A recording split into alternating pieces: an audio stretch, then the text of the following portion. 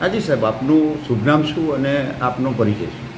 મારું નામ ઉજ્જવલ શાહ છે, ગાયનેકોલોજીસ્ટ છું. નડિયાદ શુભમ હોસ્પિટલ મારી આવેલી છે. આજે સાહેબ 28 મે એટલે વિશ્વભરમાં માસિક સ્વચ્છતા દિવસ તરીકે ઉજવણી કરવામાં આવે છે. તો આ બાબતે આપની શું સલાહ છે સામાન્ય તરુણીઓ માટે, કિશોરીઓ માટે? સેનેટરી પેડનો ઉપયોગ કરવો જોઈએ.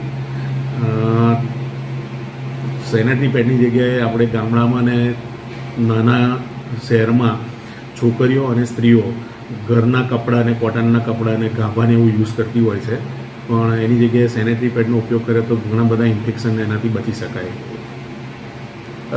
આજે આ માસિક સ્વચ્છતા દિવસની ઉજવણી નિમિત્તે ઘણા બધા કાર્યક્રમો થતા હોય છે.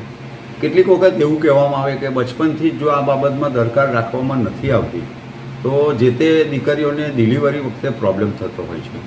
શું કહેશો આપ? હા, એટલે મેઇન આ જ છે કે માસિક સ્વચ્છતા નહીં રાખે તો એના કારણે સ્ત્રીઓને વજાઈના એટલે કે માસિકની જગ્યામાં ઘણીવાર ઇન્ફેક્શન થવાના ચાન્સીસ રહેતા હોય છે, અને એટલા માટે જ ખાસ સ્વચ્છતા જાળવવી જોઈએ અને સેનેટરી પેડનો ઉપયોગ કરવો જોઈએ. અત્યારે આપ ગાયનેકોલોજીસ્ટ તરીકે છો ત્યારે આપના ધ્યાનમાં ઘણા બધા ડિલિવરી માટેના પેશન્ટો આવતા હશે.